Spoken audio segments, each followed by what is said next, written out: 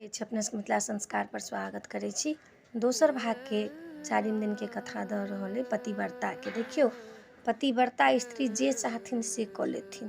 तो एकटा देश में एकटा राजा रहथिन। राजा के दूटा बेटी रहन, एकटा कुंवर व्रत एकटा पतिव्रता। दुनू बहिन रहथिन। जखन कुंवर व्रत कहलखिन हम विवाह नहीं करब, पतिव्रता कहलखिन हम विवाह करब। पतिव्रता के विवाह क अपन सासुर चलि गेलखिन। कुंवर व्रत जे रहथिन से नंदी वन में अपन नंदन वन में एकटा कुटिया बना कर रह लगलखिन। रहैत रहैत किछु दिन बितलन। एकटा बाबाजी रहथिन सिद्ध पुरुष, से जाइत रहथिन भिक्षा मांगत जाइत रहथिन। तो कौआ माथ पर हुनका लैट्रिन कऽ देलकनि। तो कौआ के श्राप देलखिन, कौआ जरि कऽ भस्म भऽ गेलै। उहे योगी गेलखिन पतिव्रता के पास से हमरा भीख दिअ। कहलखिन हम भीख अहाँ के नहीं देव, से अहाँ नंदन वन में से हम आगि लागि गेल यऽ, हमर बहिन ओहिठाम कुटिया बना कऽ रहैया, जहाँ देख कऽ आउ जे हमर बहिन नीक से अइ कि नहीं, अपन कुटिया बचा सकल कि नहीं है, तब हम अहाँ के भीख देव। तब तक हम तुलसी में बेर दै छी।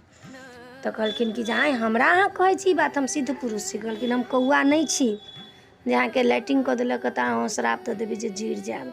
वो बुझि गेलखिन सिद्ध पुरुष जे हमरा से ई बेसी जे अइ से योग्य वाला है। की केलखिन हँ, कहलखिन हँ ठीक छै। ओ नंदन वन में गेलखिन हँ तऽ सब नंदन वन जरि गेल छनि। आ कुंवर व्रत के जे छनि से एकटा कुटिया बाँचल छनि आ भऽ गेलनि। योगी कहलखिन हँ जे अहाँ के बहिन विवाह केला के बाद पतित धर्म निभा रहल ये, तऽ अहाँ के नंदन वन में आगि लागल तऽ अहाँ के बहिन के पता चलि गेल जे हमरा योगी सिद्ध पुरुष के कहलक जाय ओहिठमन। आ अहाँ कुमार में छी तऽ अपन एकटा कुटियो नहीं बचा सकली जे अहाँ विवाह कऽ लिअ।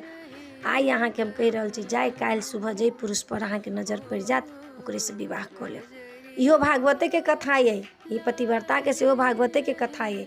अहाँ के जते मधुश्रावणी के कथा ये 6 दिन 7 दिन तक लके सबटा भागवत में कथा अबै छै। जहन भागवत में जन्म कृष्ण के भऽ जाइ छनि तखन नहीं ओ कथा सब अबै छै।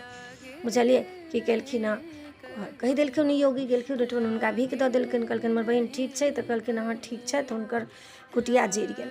की केलखिन हँ, जे कुंवर व्रत जे छलखिन हँ से प्रात भेलनि हँ, देखलखिन नहा कऽ अबै छथिन गंगा घाट से, एकटा पुरुष कुष्ठ फूटल टप टप चुबैत, तकरे हुनका निगाह पड़ि गेलनि। आब तऽ हुनकर योगी कहने रहनि, की केलखिन हुनके संगे जाके विवाह कऽ लेलखिन। आब हुनका कतबो सेवा करै छथिन कुंवर व्रत, हुनका शरीर के कष्ट नहीं दूर होइ छनि। एक दिन कहलखिन योगी कि हमरा अहाँ तीर्थ लऽ चलू जे हम आब नहीं जियब। की केलखिन ढाकी में कुंवर व्रत अपना पति के रखलखिन, माथ पर लऽ कऽ जाइ छलखिन। एकटा मुनि जे रहथिन से सूली पर तपस्या करैत रहथिन। से ओ ढाकी से जे जाइत रहथिन से ढाकी हुनका सूली में सटि गेलै। से हुनकर कनकना उठलनि, देह चट श्राप दऽ देलखिन मुनि जे जै पति लए अहाँ एते करै छी से काल्हि के सूर्य अहाँ के नहीं देखत। आब तऽ कुंवर व्रत बहुत दुखी भऽ गेलखिन। 7 दिन तक ला सूर्य के नहीं उगऽ देलखिन। आब हुनकर श्राप रहनि आ सूर्यो के उगनाइ जरूरी। 7म दिन में जाकर सूर्य एक रति उगलखिन हँ, हुनकर पति के प्राण खींच लेलखिन हँ।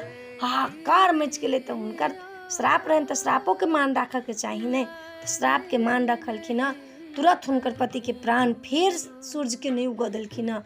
फेर सूर्य आबि कऽ हुनका पति के प्राण देलखिन हँ। कुष्ठ जे रोग छलनि हँ से सबटा कुष्ठ रोग मिट गेलनि हँ।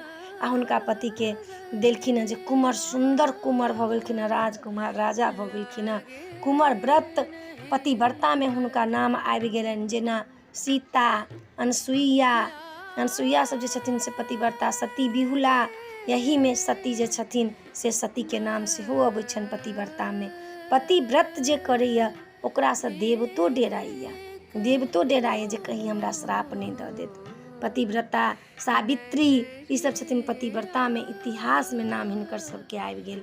ओहिठमन सूर्यदेव कहलखिन हँ सीता, सावित्री, अनसुईया, सती बिहुला, ओही में सती माता के सेहो नाम पतिव्रता के अयतन। इतिहास में नाम हिनकर सबके कथा हैत। हिनकर सबके जे कथा सुनती हुनको सबके पतिव्रता धर्म पाबि लेती। धर्म के हुनका जे रहते आलोचना हेतनि, ओहि कथा से हिनकर हृदय पवित्र हेतनि, सुहाग के रक्षा हेतनि। ताहि दुआरे पतिव्रता के कथा भेला। आ हुनकर बाप सब एलनि हँ, राजा सब एलखिन हँ, सब देखलखिन हँ, सब जय जयकार खुशी भऽ गेलखिन हँ। सब राजपाट हुनका सबके भऽ गेलनि, धीरज धऽ कऽ रहलखिन। कहलखिन जे पहिले भेलनि किनको नहीं, जे पाछा भेलनि बाद सबके होनि। आई पतिव्रता के कथा सुनबे करब कि सुनबे करब। जे सब पाबनि नहियो करै छी सेहो सब ई कथा सुनि लेब। हम अपने सबके रिक्वेस्ट करै छी जे पूरा कथा सुनू। आधा अधूरा कथा सुनब तऽ अधकटुआ गुण केहन होइ छै से जानबे करै छी। हमरासँ की त्रुटि होइए जे कथा नहि देखै छी, हमरा नहि अबैए किछु की हमर चीजमे किछु गलती होइए कि आब गलती हैत सही हैत, हमरा तऽ जे अबैए से कहै छी। हम तऽ चाहै छी जे अपने सबके नीकसँ नीक दी, आब अपने सब की चाहै छी से तब अपने सब जानब। ताहि वीडियोमे इएह अइ, नीक लागत जरूर कहब। जय मिथिला, जय माता जी।